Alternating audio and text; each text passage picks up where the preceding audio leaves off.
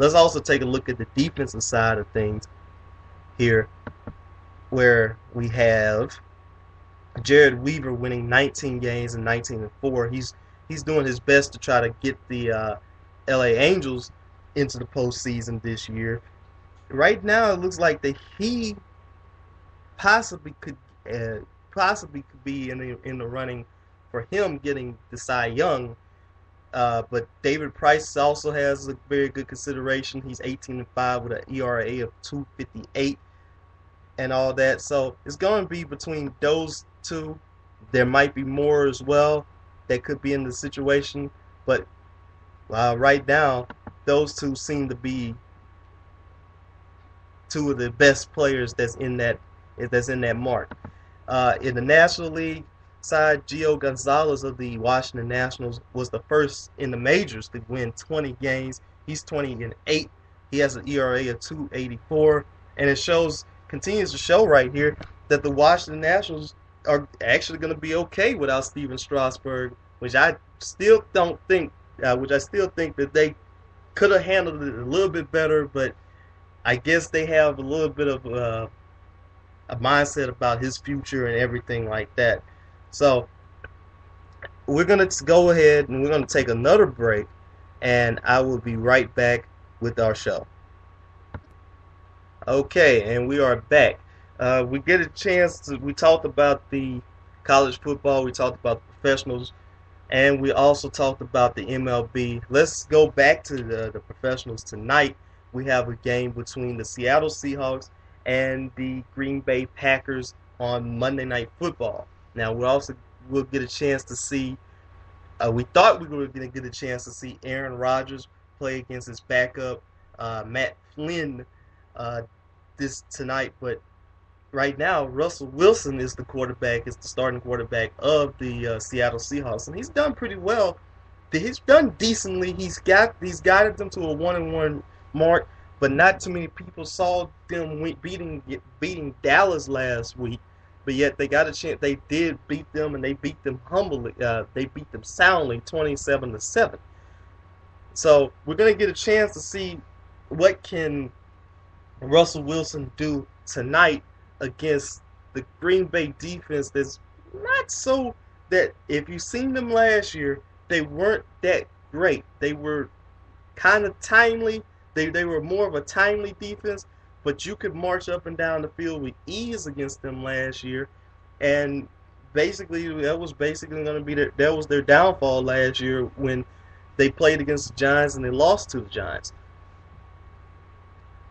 Here, my prediction for the game tonight, though, I think the Packers got this one. It just seems like to me they have too many weapons, but the game with it being in Seattle, I mean, there's something about that crowd. The crowd is going to be loud. The crowd is going to be energized. The crowd is going to be excited. They're going to get ready to get up for that game. And you never know what's going to happen with the 12th man, as they call themselves. So we're going to see what happens with these two teams. And here, but I think the Packers, they get a chance to win this game. It'll probably be a little bit of a close game for them. I'd say about 27-21, possibly. That might be a good idea for that one. As far as next week, I hate to really jump the gun to next week because we still have this one game, but our next airing is going to be next Monday. So why not try to get talk about the few games that were already off the bat. And the week kicks off next week between the Browns and at the Ravens. The Ravens, again, they're on the emotional high right now thanks to their win against the New England Patriots. They'll get a chance to play against a Browns team that is 0-3. I think the Ravens are probably going to get a chance to get themselves a win in this one. Next week, we'll see if the Patriots can try to bounce back against the Bills. The Patriots are 1-2. They're going to try to get themselves. They're going to try to see if they can get themselves back on track. The Niners against the Jets. Both of these teams, they have a premium in the defensive game and then also in the running game as well. So we're going to try to see if the Niners can bounce back following after their stunning loss to the Minnesota Vikings. I still think that the Niners, they're pretty much one of the top few teams, maybe in the if not the NFC, but maybe in the league right now. Uh, they're going to be dropped down in the power rankings for sure, but this is a team that really they know how to play very well. They can play defense, they can control the ball, and especially when the season gets a little bit later, they'll get a chance to see how that goes. Next week, we'll also get a chance to see the Seahawks and Rams. Some other marquee games we'll get a chance to see if the Falcons continue their undefeated streak against the Carolina Panthers. That game will be in Atlanta. We will also get a chance to see if the Texans, they will be at home against the Titans. We'll get a chance to see if they can jump to 4-0, and we'll get a chance to see if the Cardinals here can jump to 4-0 themselves against the Dolphins here with their crushing loss in their season. All the teams that are undefeated right now, it's amazing that they got home games next week. So we'll see if they can continue their run or if not. Outside of that, some other key and other marquee games here. We're also going to try to see if the Saints can try to beat the Packers next week, to finally get off the schneid and get themselves their first win.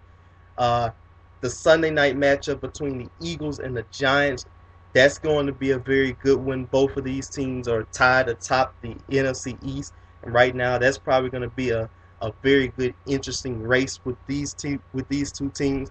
What the Eagles really have to do, though, they have to really contain their turnovers. It's bit them.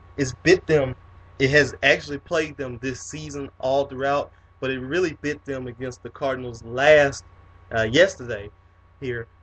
That they need to try to get back into the fray. As far as the Giants is concerned, they're right now 2-1. They really bounced back after losing their opening night game against the Dallas Cowboys. But this is a big game they really need to have, and they really need to show themselves at least and also on the road that they can try to get themselves a win, get themselves a victory in order to try to, keep pace. But we have not really seen too much of we have not really seen the end of this. This is just only the beginning between these two teams, and also the other team that's also in the running next Monday night. We're also going to see the Cowboys take on the Bears, and the Cowboys, they're also in that race too for the NFC East. A lot of people predicted that those three teams would be battling against each other. It could have been an opportunity that if not two, but maybe all three would get in there. And right now, it's really holding true to form that every single one of those teams are 2-1, and they're trying to get themselves into the playoff race. Outside of this, we're also basically looking at some of the other different schedules too. Can the Lions try to bounce back after their heartbreaking loss? They take on a Vikings team, like we said, they had beat the 49ers, and surprisingly, they're 2-1 right now. The Chargers and the Chiefs got themselves a very nice win at one. They're now 1-2, but the Chargers, they did not have a good matchup against the Falcons, and a lot of people are getting into the cause of concern here that is this the time that the Chargers, start to really take a few games off and stuff and try to make themselves have a miracle finish at the end. We will see about that. The Texans, like we had mentioned them earlier against the Titans. The problem is with Chris Johnson, he's not doing too well right now. He had 24 yards, and surprisingly, this was his high water mark. So we'll get a chance to see what happens with him and stuff. Can he bounce back, and can they do? Can the Titans at least try to get their get their season back on track. The Bengals are surprisingly 2-1 right now. They play against the Jaguars. I feel like they're gonna get a chance to win against Blaine Gabbert. I I really sold on him as a quarterback. He's been kind of mediocre at best, but who knows about that. The Raiders and Broncos, of course, that's every single time these two teams play against each other. That's gonna be a very good matchup. With the Broncos now, they're 1-2. They're trying to get everything. They're trying to get everything in the play right now. Peyton Manning is trying to shake the rust off a little bit here. He had a decent game against the Texans actually, but still, we would like to see how he does against how he continues to do this season. That's still been a main concern for everybody. The Redskins take on the Buccaneers here. The Skins have been very nice this season. Here we're going to continue to see how they do, and also the Seahawks play against the Rams as well.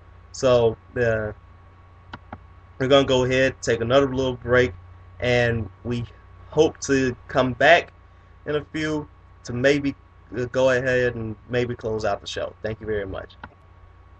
Okay, and we're back with the show here.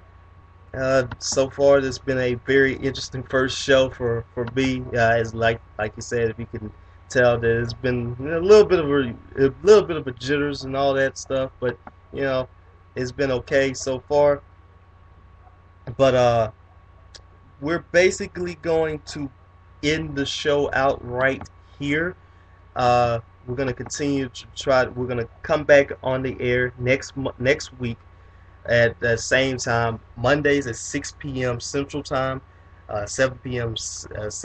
Eastern, 4 p.m. Pacific, and we hope to continue to build on the show and stuff. I mean, like I said, bear with us. This is the first time that we've had this. Hopefully, my co-host will be on the show as well. We're gonna get a chance to actually we might try to get a guest on the air as well. We might try to do a little bit better as well too. Thank you very much and have a great day. And this is Lamar Gafford saying, take care and see you later.